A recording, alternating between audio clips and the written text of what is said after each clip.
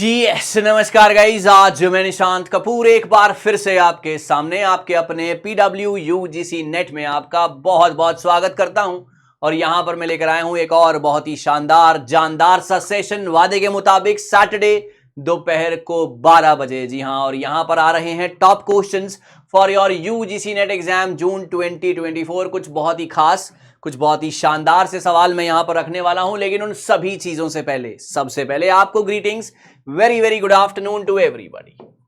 Very very good afternoon. मुझे उम्मीद है कि आप सभी लोगों तक मेरी आवाज पहुंच रही है और बहुत ही बढ़िया तरीके से आपकी प्रिपरेशन भी चल रही होगी। और यहां पर मैं एक एक करके सवाल पूछता चला जाऊंगा। आज मैं थोड़े से टफ सवाल लेकर आया हूं, मैं पहले बता दूं। तो उसके बाद मैं देखूंगा कि आपकी क्या प्रिपरेशन है, किस हिसाब से आपका परफॉर्मेंस है, और आपने मुझे अपने आंसर्स कमेंट सेक्शन में भर भर के देने हैं, और आखिरी में आपने मुझे अपना स्कोर भी कमेंट सेक्शन में लिख कर देना है। ठीक है, hello, thank you so very much. तो स्टार्ट करते हैं top questions for paper 1 for जून 2024। तो चलिए, मुझे उम्मीद है कि आपकी प्रिपरेशन बहुत अच्छी चल रही होगी। मैंने हमेशा से आपको कहा है कि YouTube के सेशन मिस नहीं करने हैं। यहां पर आपको बहुत ही बढ़िया इंपॉर्टेंट क्वेश्चंस देखने को मिलेंगे। कुछ ऐसे क्वेश्चंस जो कि शायद आपने पहले ना देखे हों, जो भी फर्स्ट टाइमर्स हैं, है ना। बाकी तो सब खेले खिलाए हैं, लेकिन जो फर्स्ट टाइमर्स हैं उनको बहुत ज्यादा दिक्कत नहीं आएगी इन क्वेश्चंस को अटेम्प्ट करने में, अगर आपने अच्छे से पढ़ रखा है तो। हर राइट आंसर के लिए आपको मिलेंगे +2, हर गलत आंसर की कोई भी नेगेटिव मार्किंग है नहीं। तो देर बिल्कुल भी नहीं करते, और आज का पहला सवाल आपको देना है। आपने कमेंट सेक्शन में अपने आंसर्स भर भर के देने हैं। कौन सी स्टेट ने, कल ये आखिरी जो आपका सेशन था उसका होमवर्क का सवाल था कि कौन सी स्टेट ने लॉन्च किया है Ningal Nalama scheme aimed at reviewing the implementation of welfare program. जी हां, वेलफेयर प्रोग्राम के लिए कौन सी स्टेट ने लॉन्च किया है Ningal Nalama scheme. Comment section भर जाने चाहिए गाइज। काफी सारे बच्चों ने मुझे कमेंट में आंसर किया और काफी जगहों पे मुझे आंसर्स किए। आप सभी का बहुत बहुत शुक्रिया। और अब इस सवाल का जवाब आपने मुझे देना है। कर्नाटका, केरला, तमिलनाडु या आंध्र प्रदेश। जी हां, पोल नहीं है, आपने कमेंट में भर देने हैं अपने आंसर्स जल्दी से। शाबाश। जी हां, बिल्कुल करेक्ट, एब्सोल्युटली राइट गाइस, बिल्कुल बिल्कुल सही। आपका बिल्कुल करेक्ट आंसर तमिलनाडु, बिल्कुल correct. Your answer is C part, और हर बच्चे को यहां पर मिलते हैं +2। That's very very good. और अगर मैं यहां पर बात करता हूं, was launched by the Tamil Nadu government to review the implementation of flagship schemes and address the public grievances। यहां पर कितना अच्छे से काम हो रहा है ना, कितना अच्छे से सरकार काम कर रही है। वेलफेयर प्रोग्राम सही से चल भी रहे हैं कि नहीं, क्योंकि अभी पीछे हमने देखा था काफी सारी जगहों पर जो है कुछ धांधलियां पकड़ी गई हैं, तो उसको ध्यान में रखते हुए निंगल नलमा स्कीम जो है आई है। हाउ आर यू शायद इसको बोलते हैं, प्लीज मुझे करेक्ट कीजिएगा।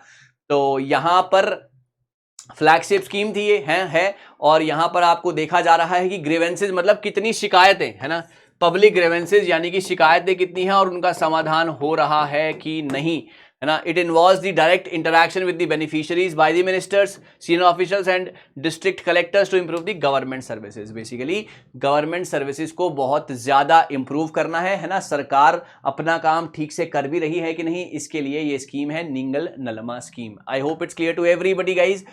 +2 टू एवरीवन। जितने भी लोग मुझे सुन रहे हैं, मुझे देख रहे हैं, आप सभी को मिलते हैं यहां पर 2 नंबर। चलिए आगे बढ़ते हैं। Long term exposure to which of the following pollutants in water can cause lung cancer. पानी में निम्नलिखित में से किस प्रदूषक के लंबे समय तक संपर्क में रहने से फेफड़ों का कैंसर हो सकता है। बहुत ही खूबसूरत सा ये सवाल है। आपने इस सवाल का जवाब मुझे कमेंट सेक्शन में भर भर के देना है गाइस। यस, ओके, आपने मुझे इस सवाल का जवाब कमेंट सेक्शन में भर भर के देना है। Selenium, cadmium, mercury, silver. +2 के लिए सर सवाल, +2 के लिए सर सवाल। जल्दी से ट्राई करेंगे, कोशिश करेंगे राइट आंसर्स की। एवरीबडी ट्राई करेंगे। जी हाँ, बिल्कुल सही है, इसका आंसर है बी, कैडमियम। और अगर मैं इस सवाल को यहां पर समझाता हूं आपको, जी हाँ, long term exposure of cadmium एक पॉल्यूटेंट है जो वाटर के अंदर होता है, जिससे आगे आपको लंग कैंसर हो सकता है। ये इसके कंपाउंड्स या ये खुद हाईली टॉक्सिक होते हैं, बहुत ज्यादा जहरीले होते हैं, और ये आपका एक तरीके का एक्सपोजर अगर इस मेटल से आपका हो जाएगा तो आपको कैंसर हो सकता है। ये एक बहुत हैवी मेटल है और रिफाइनिंग जिंक और ओर से बनता है ये, और cadmium metal is practically insoluble in water, that some cadmium salts are water soluble. कुछ ऐसे होते हैं कैडमियम जो कि वाटर सॉल्युबल नहीं होते हैं, और कुछ ऐसे होते हैं जो कि सॉल्युबल होते हैं। अगर आप इसके कनेक्ट में आ जाते हैं ज्यादा समय तक तो पॉसिबिलिटी है कि आपको लंग कैंसर हो सकता है। तो इस बात का ध्यान रखिएगा, आइंदा जब भी आप स्विमिंग करने जाएं या आप कहीं पर भी हों तो ध्यान रखिएगा वाटर बॉडीज के आसपास, this is very dangerous cadmium metal. I hope it's clear to everyone guys. बनता किससे है? रिफाइनिंग ऑफ जिंक और ओर से ये बनता है। सवाल पे सवाल बनते हैं, है ना, सवाल पे सवाल बनते हैं, तो ना केवल एक सवाल बल्कि उसके इर्द गिर्द जितने भी सवाल हैं आपको हर तरीके से प्रिपेयर रहना चाहिए, ठीक है ना। चलिए आगे बढ़ते हैं सवाल नंबर नेक्स्ट के ऊपर। Which among the following is not a biodegradable? Biodegradable pollutant इनमें से कौन सा नहीं है? Paper, food and plastic waste, insecticides या wood and cellulose. Very important question, आपको पता होना चाहिए कि बायोडिग्रेडेबल और नॉन बायोडिग्रेडेबल जो आपकी चीजें होती हैं वो क्या होती हैं, पॉल्यूटेंट होते हैं वो क्या होते हैं, मैं बता देता हूं सिंपल भाषा में। बायोडिग्रेडेबल इज ब्रेकेबल, है ना, बायोडिग्रेडेबल इज ब्रेकेबल, और non biodegradable is non breakable, है ना, जो आगे फर्दर ब्रेक नहीं हो सकता, है ना, फर्दर पार्ट्स में डिवाइड नहीं हो सकता, उसको हम नॉन बायोडिग्रेडेबल बोलेंगे। और बायोडिग्रेडेबल जो आगे और ज्यादा आप उसको डिग्रेड कर सकते हैं। ओके चलिए, पेपर है, फूड एंड प्लांट वेस्ट है, इंसेक्टिसाइड्स है, वुड एंड सेल्यूलोस है। +2 के लिए मेजॉरिटी जनता के आंसर्स मैं देख पा रहा हूं, बहुत तेजी से आंसर्स आ रहे हैं गाइस सभी के, बहुत तेजी से आंसर्स आ रहे हैं आप सभी के। That's very very good guys, yes okay, that's very very good, that's absolutely right. आपका आंसर है सी, इंसेक्टिसाइड्स। इंसेक्टिसाइड्स एक इनमें से गिवन में से ऐसा आपका पोल्यूटेंट है जो कि नॉट अ बायोडिग्रेडेबल, मतलब इसको आप आगे पेपर को आप और ज्यादा ब्रेक करके फाड़ के कुछ कर सकते हो, फूड को भी आप डिस्ट्रॉय करके फिर उसका जो है उसके अंदर से चीजें कर सकते हो, वुड को भी सेम, लेकिन इंसेक्टिसाइड्स को ऐसा नहीं किया जा सकता। आइए देखते हैं, जो कि और ज्यादा ब्रेक डाउन नहीं होंगे और ज्यादा सिंपल फॉर्म में नहीं बनेंगे। Harmless substances in nature are called non biodegradable, है ना, और ज्यादा ब्रेक नहीं होंगे सिंपलर फॉर्म में, और आपकी एनवायरनमेंट हार्मलेस सब्सटेंसेस होते हैं नेचर के अंदर, उसको हम बोलते हैं non biodegradable. DDT, plastics, polythene bags, insecticides, pesticides, mercury, lead, arsenic, metal articles like aluminium, synthetic glass are non biodegradable pollutants. Correct बात है ना, करेक्ट बात है। I hope it's clear to everyone guys, जितने भी लोग मेरे साथ बैठे। चलिए आगे बढ़ते हैं। ओके आगे बढ़ते हैं सवाल नंबर नेक्स्ट के ऊपर। Special focus on the problems of examination system, है ना, एग्जामिनेशन सिस्टम के ऊपर जो प्रॉब्लम्स हैं उसका जो यहाँ पर एक आया था, part of which of the following, ये किस रिपोर्ट में आया था ये पार्ट, है ना, इस रिपोर्ट में इसकी बात कही गई थी। हर बच्चा ट्राई करेगा, कोशिश करेगा राइट आंसर्स के लिए। भारत की परीक्षा प्रणाली की समस्याओं पर विशेष ध्यान निम्नलिखित में से किस रिपोर्ट का हिस्सा है?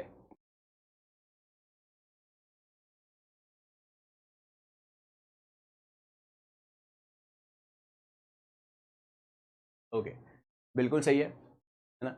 Report of standard of university education commission 64-66 वाली, 65 वाली, हार्टॉग कमेटी या कलकत्ता यूनिवर्सिटी कमीशन? जल्दी से ट्राई करेंगे सभी लोग guys, everybody there in the comment section. जी हाँ बिल्कुल, आंसर सभी के आने चाहिए और आपका आंसर है डी पार्ट, बिल्कुल करेक्ट है।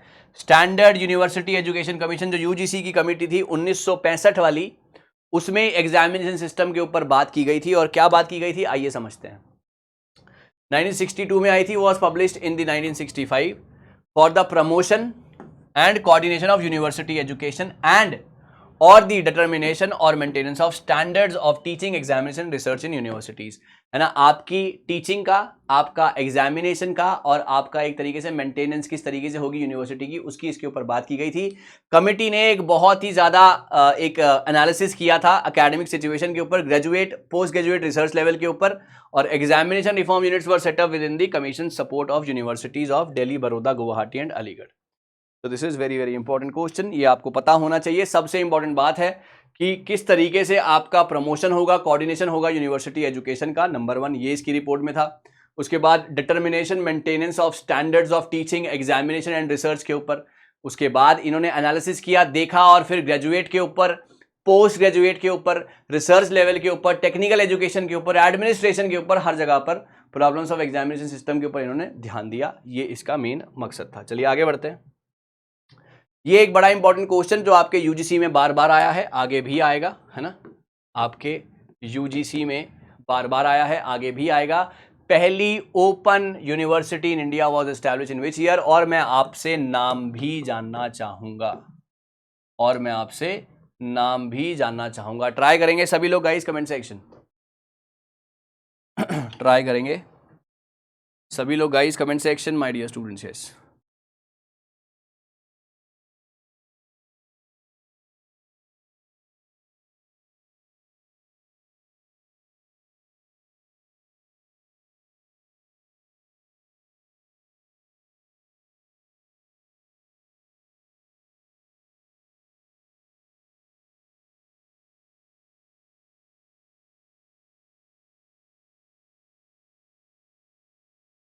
ओके चलिए, बहुत बढ़िया है गाइज, एब्सोल्युटली करेक्ट। और इसका राइट आंसर कौन सी थी यूनिवर्सिटी, बिल्कुल सही है, Bhimrao Ambedkar university, open university was established in Hyderabad, Andhra Pradesh, 1982 में पहली ओपन यूनिवर्सिटी थी इंडिया के अंदर। और इसको जो है नाम दिया गया था बी.आर. अंबेडकर, जो कि फादर थे हमारे इंडियन कॉन्स्टिट्यूशन के, prominent Indian jurist, economist and social reformer. नाम था इनका B R. Bhimrao Ambedkar. So was established in Hyderabad, Andhra Pradesh, India on August 26, 1982, है ना। आंसर है इसका, जी हाँ बिल्कुल सही है, आंसर है इसका ए पार्ट, 1982, भीमराव अंबेडकर यूनिवर्सिटी, बिल्कुल करेक्ट। हर बच्चा बहुत बढ़िया तरीके से सवाल के जवाब देता हुआ, अपने आंसर्स निकालता हुआ, दैट्स वेरी वेरी गुड। आइए सवाल नंबर अगले पे चलेंगे। The national education policy document 1986 revised in 1992 suggested क्या, क्या सजेस्ट किया था इन्होंने? ओके, नेशनल एजुकेशन पॉलिसी जो डॉक्यूमेंट था 1986 का, जो कि रिवाइज हुआ है 1992 ने, उसने इसमें से 4 में से क्या रेकमेंड किया था?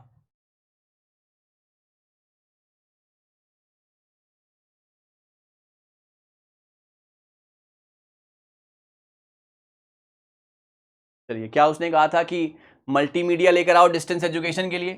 क्या उसने कहा था कि डिग्रीज को जॉब के साथ लिंक करो? क्या उसने कहा था AICTE जो टेक्निकल एजुकेशन है इसको हटा दो? क्या उसने कहा था कि आप सिर्फ focus on researchers only for degrees, focus on research only for degrees, research के ऊपर फोकस करो सिर्फ डिग्रीज के लिए?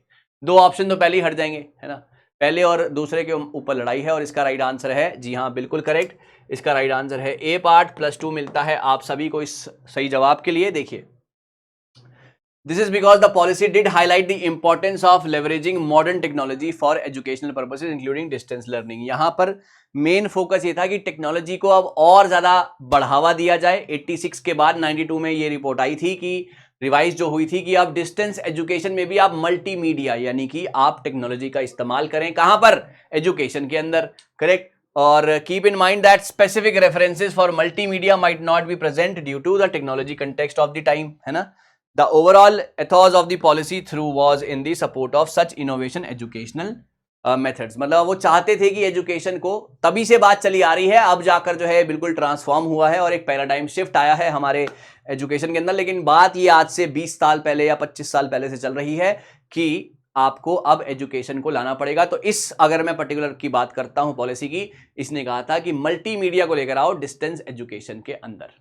आई hope it's clear to everyone guys, हर बच्चा clear, satisfied with the explanation. चलिए आगे बढ़ते हैं।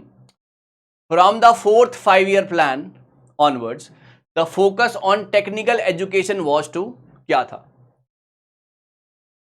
चौथे 5-year प्लान के बाद से आप चौथे 5-year प्लान का मुझे ईयर भी लिख कर देंगे कमेंट सेक्शन में, मतलब इसका ड्यूरेशन। 4th 5-year प्लान का आप ड्यूरेशन भी मुझे लिख कर देंगे। ये कहता है technical education was to improve its quality and standard, encourage the unrestricted expansion in public sector, weed out the non-performing institutions, या restrict the entry of private players into the field। Try करेंगे, बहुत ही अच्छे, आज मुझे लग रहा है कि मैंने कुछ अच्छे सवाल पूछे हैं आपसे, है ना, जो कि आपको शायद थोड़ा सा पैनिक कर रहे हैं कहीं ना कहीं। ओके, बहुत बहुत बढ़िया guys, very very good, brilliant answers by everyone, शाबाश।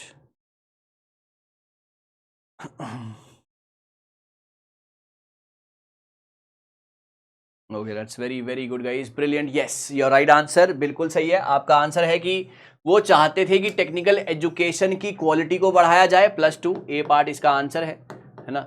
आपकी क्वालिटी को बढ़ाया जाए और आपके स्टैंडर्ड्स को बढ़ाया जाए, क्योंकि अगर टेक्निकल एजुकेशन और ज़्यादा आप इंप्रूव करेंगे तो अल्टीमेटली आपका एजुकेशन का जो एक स्टेटस है वो इंप्रूव होगा, है ना। टेक्निकल एजुकेशन को अगर आप पिक्चर में लेकर आते हैं रिगार्डिंग इंजीनियरिंग की, अगर मैं यहाँ पर बात करूँ तो और ज़्यादा बढ़िया तरीके से चीज़ें आएंगी। तो क्वालिटी को बढ़ाइए, स्टैंडर्ड को बढ़ाइए, 4th 5 ईयर प्लान के बाद से टेक्निकल एजुकेशन के लिए ये बात कही जा रही थी।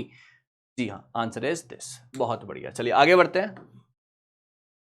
The creation, sir again very important question, again very important question, the creation of, जी हाँ, the creation of the first ever separate ministry of skill development and entrepreneurship was announced by Narendra Modi, Atal Bihari Vajpayee, और ईयर भी बताइएगा, year भी बताइएगा सभी लोग। आज सवाल थोड़े से लग रहे हैं टफ या आ रहा है मजा? कम ऑन गाइस एवरीबॉडी, लग रहे हैं टफ या आ रहा है मजा everyone?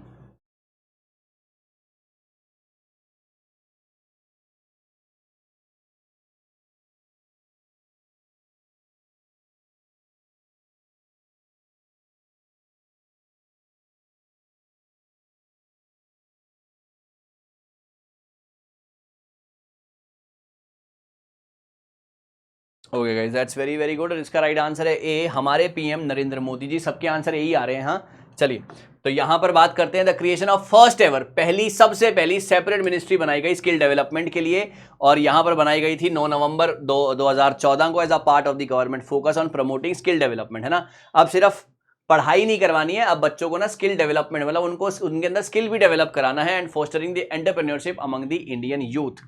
Okay, so the answer is a part, Narendra Modi ji. I hope it's clear to everyone guys, हर बच्चा बिल्कुल clear, satisfied with the explanation, that's very very good. चलिए आगे बढ़ेंगे, सवाल number 9। The policy of privatization of higher education began during, very important question guys, है ना। आपका हायर एजुकेशन का प्राइवेटाइजेशन कौन से प्लान में शुरू हुआ था? पहले, तीसरे, छठे या 8वें? बताएंगे इस, हर बच्चा ट्राई करेगा, कोशिश करेगा राइट आंसर के लिए, my dear students everybody.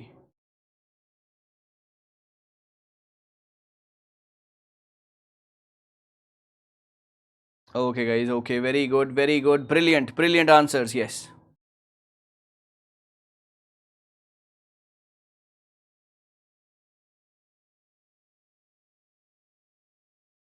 Brilliant answers, yes, बिल्कुल सही है। इसका राइट आंसर मेजॉरिटी जनता बिल्कुल सही देती हुई अगर मैं बात करता हूं तो, जी हाँ, यहां पर आंसर ये नहीं था, यहां पर आंसर था डी, आपका 8th 5 ईयर प्लान, है ना। 8th 5 year plan is the absolute correct answer. और अगर मैं यहां पर बात करता हूं 8th 5 ईयर प्लान में, जो कि 92 से लेकर 97 तक आया था, फोकस था इसका कि एक्सपैंड करेंगे एजुकेशन के एक्सेस को, इंप्रूव करेंगे quality of higher education. It was in subsequent years as part of the broader economic reforms that privatization of higher education gained momentum। यहाँ पर आपका हायर एजुकेशन को और ज़्यादा प्राइवेट प्लेयर्स को एंट्री देनी है ना, और ज़्यादा यहाँ पर अपॉर्चुनिटीज़ आए और ज़्यादा ऑप्शंस जो है बच्चों के लिए खुलेंगे, तो उसकी यहाँ पर बात की गई थी। 8th 5 ईयर प्लान 92 से 97 तक।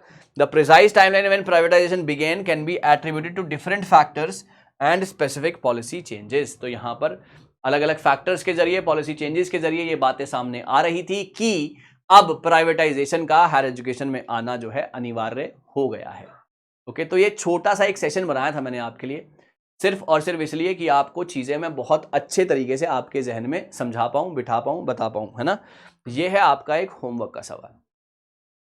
The act of in, very important question, comment भर जाने चाहिए आपके इस आंसर के साथ। The Act of Incorporation passed in 1857 provided for the establishment of University of Calcutta, Bombay and Madras on the model of, ये कौन से मॉडल के ऊपर ये बनी थी? कैम्ब्रिज, हार्वर्ड, ऑक्सफोर्ड या लंदन? बताइए, कोशिश कीजिएगा राइट आंसर की। आपको ये क्लास कैसी लगी? आज यहाँ पे पोल नहीं था, तो क्लास कैसी लगी, क्लास के सवाल कैसे लगे और आपका स्कोर क्या था, मुझे कमेंट सेक्शन में जरूर लिखना है आपने, है ना। चाहे जो मर्जी हो जाए। Thank you so very much. मुझे उम्मीद है कि आपको ये सारी की सारी क्लास बहुत बढ़िया तरीके से समझ में आ गई होगी, और अगर कोई भी दिक्कत या परेशानी हो तो मैं हमेशा आपके साथ हूं, आप मुझे कमेंट सेक्शन में भी शेयर कर सकते हैं। Thank you so much guys, all the very best. मिलते हैं अगली वीडियो में कुछ बढ़िया कुछ बेहतरीन सा करते हुए। ध्यान रखिए, और इन सारे सवालों के जवाब मुझे कमेंट सेक्शन में दोबारा चाहिए। Thank you guys.